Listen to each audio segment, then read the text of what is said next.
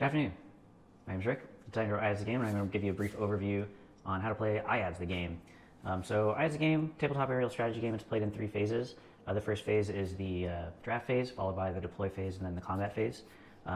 Before you start the draft phase, choosing your weapon systems, I'm just going to briefly describe what these different weapon systems do, so that you can take some educated time to choose which weapon systems you think would be best.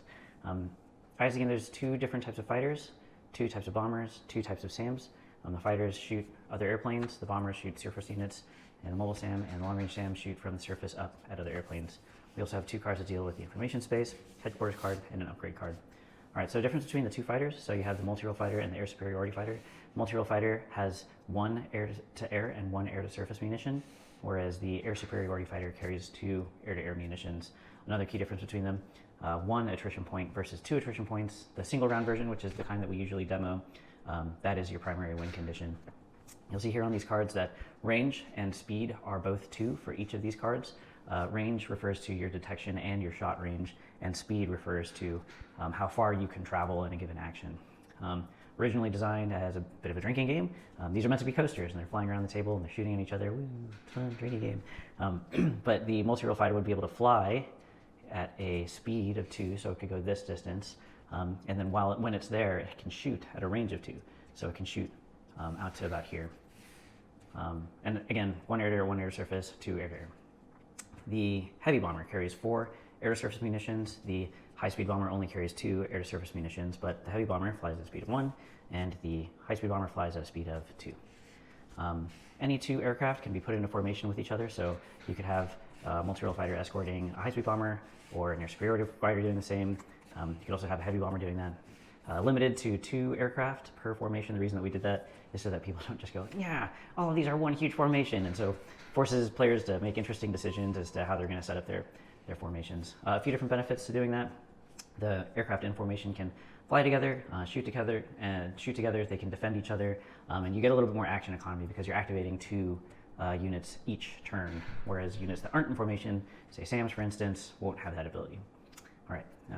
If there's no questions on the aircraft, I'll move on to the SAMs. As I mentioned before, SAMs shoot from the surface up, and let me talk about this deception or this detection mechanic here. So you're looking at these; they're all face up. These would all be valid targets in IADS the game. They actually deploy though; they deploy face down like this. And if they're face down, you can't engage them until you emit radar to detect. So this is an example of an air superiority fighter emitting to detect a multi-role fighter. Because this is an airplane, this is able to detect it, and in subsequent turns, this is now a valid target. You have to flip to detect. You also have to flip to shoot because you're declaring your existence to the rest of the world by broadcasting in whatever radar frequency that you're going to be doing that in.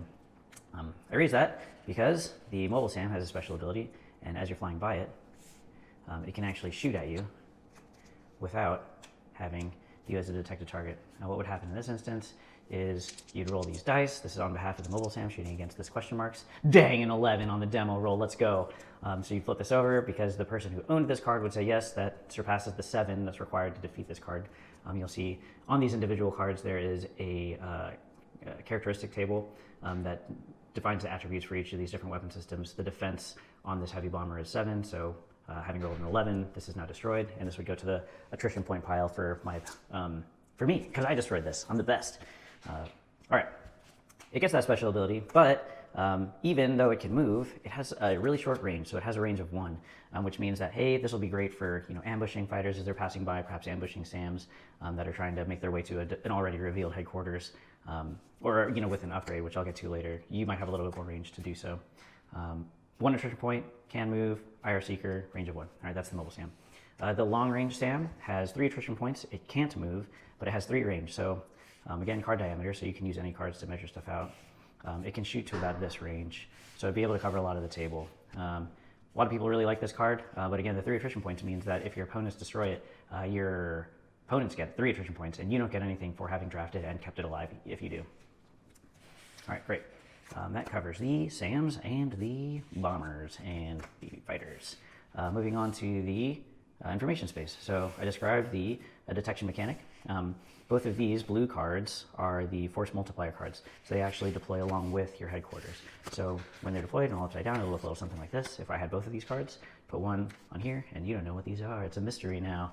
I would, on my action, I'd say, all right, I issue orders to this, and I utilize this intelligence card. Intelligence has two abilities here. You've got order of battle and targeting. The targeting happens automatically. It allows you to re-roll any missed dice. But the way that most people try to use their intelligence card is for this order of battle ability. Over the course of 2 actions is 1 detect across the field. So you imagine if your opponent had 5 or 6 unit cards to include their headquarters, you can now see all of them. And what a huge advantage that is. Man, intelligence is awesome. I should try to make a living in that career field. All right, next card is the Deception Tactics. Both of these activate automatically. The first one would counter the Intelligence Order of Battle ability as done by my opponent. They would try to detect me. I'd say, you don't detect anything. Loser, eat that. And then I would get to continue on my action 2, whereas they're stuck continuing to try to intel for their action 2. Gives me a little bit of a jump. And they can still no longer see. They can still not see any of my my weapon systems. The other ability here is decoys. This one prevents the acquisition of a targeting solution from any individual. So if this was my unit and this was bad guy unit and they were trying to detect me like this, I could say, wah wah wah. Nope, you don't detect anything. I had decoys and I'm out of line of sight, so you actually don't know where I am right now! Exclamation point. And then the big sad for them. All right, so those are the 2 force multiplier cards, and you'll see that each of these different weapon systems is color-coded. So the red ones are going to be fighters, bombers are going to be air to surface, green, and the long-range SAMs are going to be surface to air, yellow. The force multipliers are blue, and the headquarters card is light gray. Headquarters card, big attrition points, big defense. So you're looking at 10 defense card for 10 attrition points. Your bombers will likely be able to take it down, rolling 3 dice. But your multi-role fighter rolling 2 dice, you might want to get some support in there, perhaps with a formation or with a teammate if you happen to be playing teams. Has a few abilities. Airfield logistics allows any aircraft that land there to reload. Bang, it rearmed. And it didn't take it from this air superiority fighter, it took it from the base. Airfield logistics is amazing. It also has this bunker down mechanic, which I'll mention in the combat phase. It's a way to force end a vol, which is what we call rounds because we're nerds. And that's the headquarters card. Upgrade card increases the attrition points, defense, range, and the number of dice that you get to roll for any for any individual upgraded weapon system. So this is an upgraded heavy bomber. Now it has 3 attrition points, but it has a 9 defense. It rolls 4 dice against surface units, and it has a range of 3, which gives it some real game in terms of projecting force. All right. So there's a few special cases for the upgrade card. If you upgrade your intel card, it detects, or you have the ability to use this card a second time for any of the abilities that it has. If you choose Order of Battle to do Order of Battle twice, you can do both of those in 1 action, and that would give you the ability to see through Deception Tactics. If you upgrade your Deception Tactics, you can also use this card a second time, allowing you to prevent a unupgraded intelligence card or an upgraded one. And if it was not upgraded intelligence detecting you, then you'd still have another instance to prevent a single one-off detection from it. Last special case, upgrading headquarters. You'll see here it says Mobile C2 with upgrade. That gives the headquarters the ability to move around and the ability to be put into formation with any surface unit, something that is only usually aircraft are capable of. All right, that's 10 cards, base game. What's the time? Bang, looks like about 7 or 8 minutes. So at this point, during a normal demo, I would deal out from the rest of this deck here, bang, probably about 5 cards if I was playing a 2-person game. And then we would initiate the draft phase. Did you want to demo a draft, Madonna? Yes. My lovely assistant. Hello. Our next video here we're about to film is going to be a demo game so that you guys can see how that plays out in real life. We just completed the filming of our card descriptions, or teaching by cards, entering the game demo portion of it, where we'll do 1 vol. So again, IADS game played in 3 phases. The first phase is the draft phase. So at that point, I would deal 5 cards to each player. Dang, you're sitting so close to me, Madonna. Get away from me. I mean, ideally, I would be on that side of the table, but... All right, here's 5 cards to each player. Each player taking these cards, looking at their cards. Dang, bro, look at these cards, bro. Look at my cards. They're great cards. Dang. Ooh, I'm definitely taking this. All right, I'm taking this. I'll show what I took to the camera. No, don't. Take this. So you're taking 1 and you're passing the ones that you didn't choose to your opponent. And then you're continuing to do that until all cards have been chosen.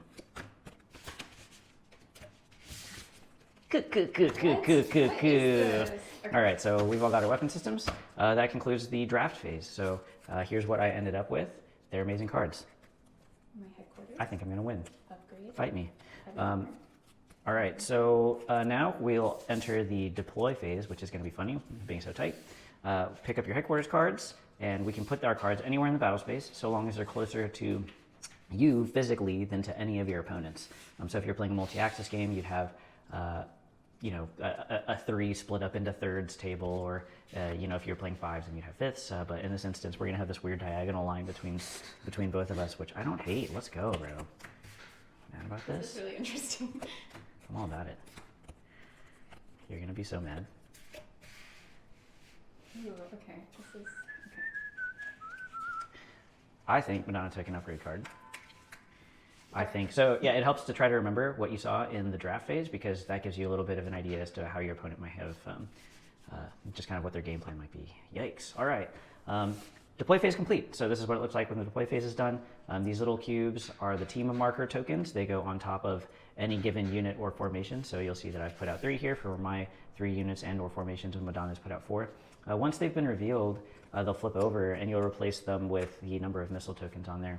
On the cards themselves, just to give you a little bit of the anatomy of these cards, you'll see the first number next to A-S dice is the number of dice that you get to roll for any shots that you take, and then the number in parentheses is how many times that you can do that. So this card, for example, gets 2 instances of 3 die rolls against adversaries. Ooh, I saw your card, Madonna, and I'm going to blow it up. All right. In the combat phase is governed by this turn order card. What I'll say is issue orders, at which point all players would select one of their units or formations. In a 4-player game, each one of those players would select a thing. A lot of times people are like, oh, we get one for our team now. Like, completely changes the game to have so many people, and actually really enjoy the dynamics of changing between them. But issue orders does that. Action 1 and Action 2 are the rest of the turn order here. Action 1, you can do anything next to the number 1 on your card. You'll see in this other example here, this card must fly in Action 1, whereas weapon systems like Sam's might be able to drive, shoot, reload, or move, or detect, shoot, reload, or move during their Action 1 and 2. All right, great. Issue orders. Bang, I choose this one. Action 1. Intel. I intel you in the face. Fight me. Fine. You didn't even Okay, think I was going to not- intel me? Let's go, dude. I do not have a Yikes, deception that's scary. tactics, so therefore I'm flipping everything over. I'm removing the team markers, and I'm replacing my missiles tokens. So we're looking at Madonna's got an upgraded heavy bomber escorted by an unupgraded air superiority fighter, a mobile SAM, which I know that she's issued orders to, which is not going to be fun for me, a long range SAM, and her headquarters. I've got full vision of her side.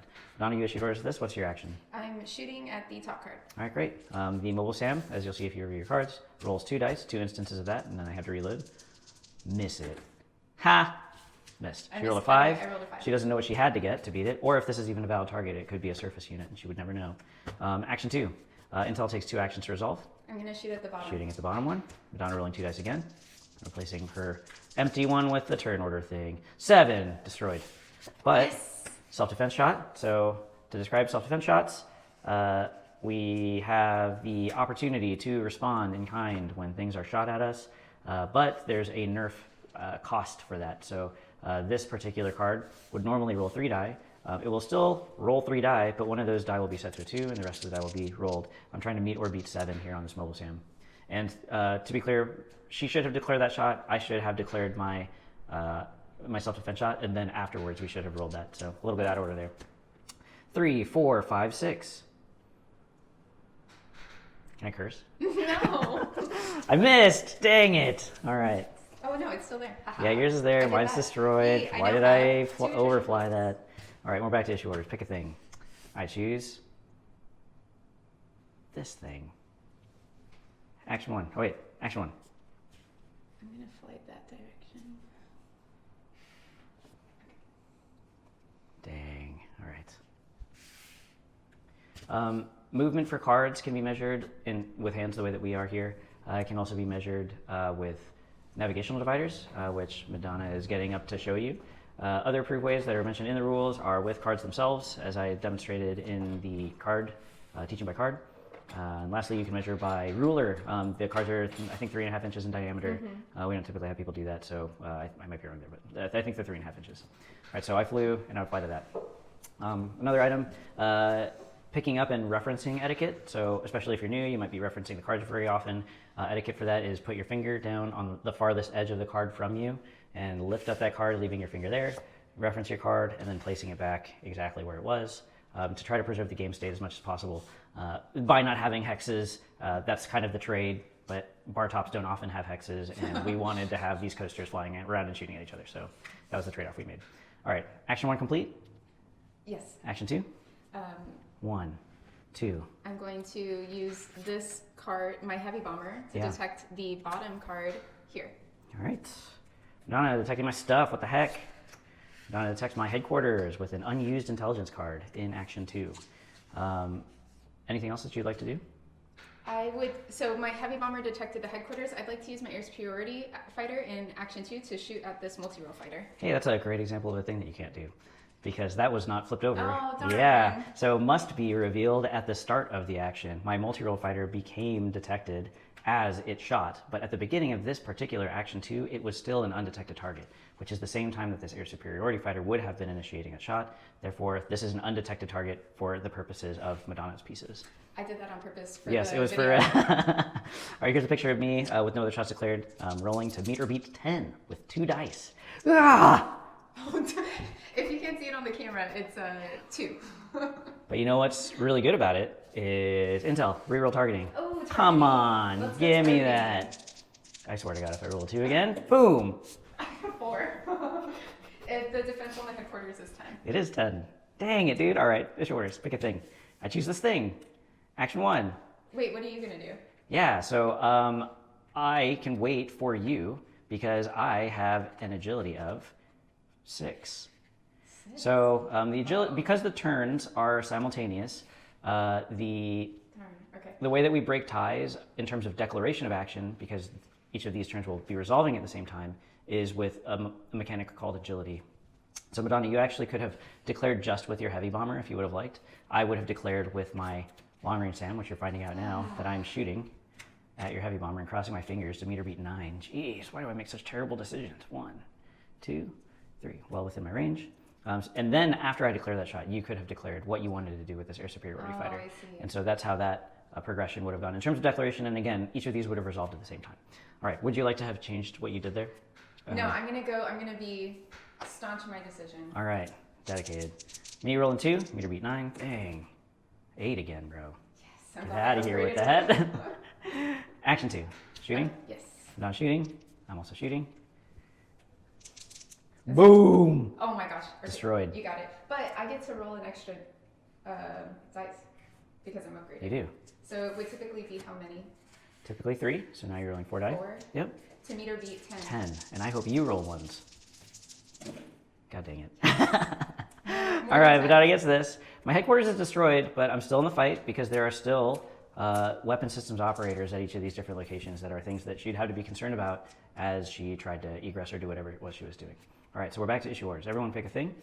I choose this. Action 1.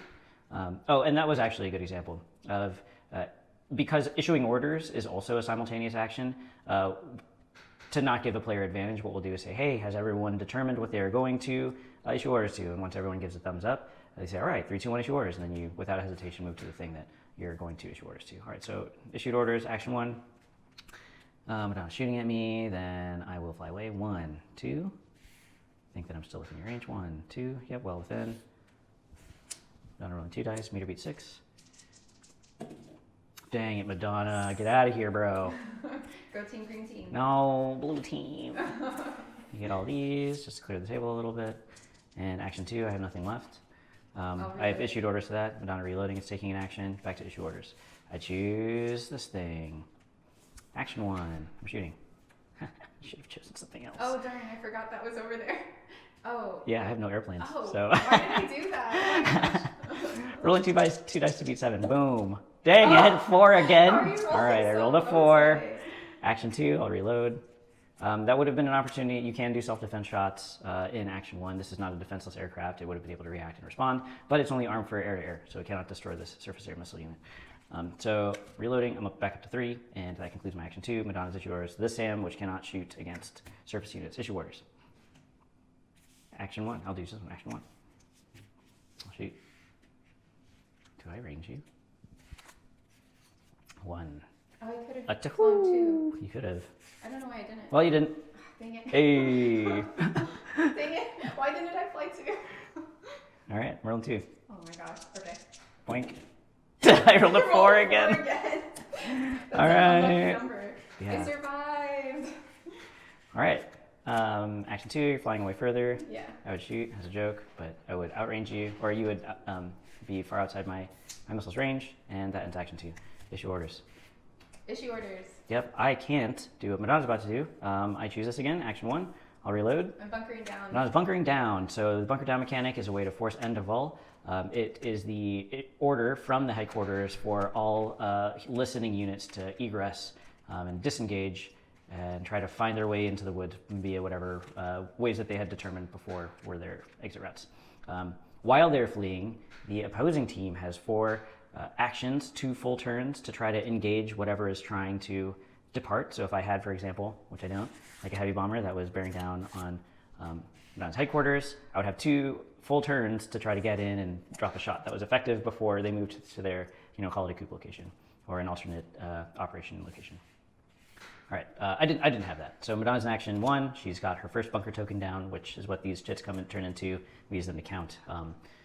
And my action 1 is done. I have no viable targets. Action 2, she'll put another one down. Issue orders. I'll choose the same one. Madonna's choosing the same one. Action 1, she chooses that again. Action 2, and at the end of this action would be when she disappears. So if I had this and it had launched in this action, this missile would still potentially strike her weapon system here.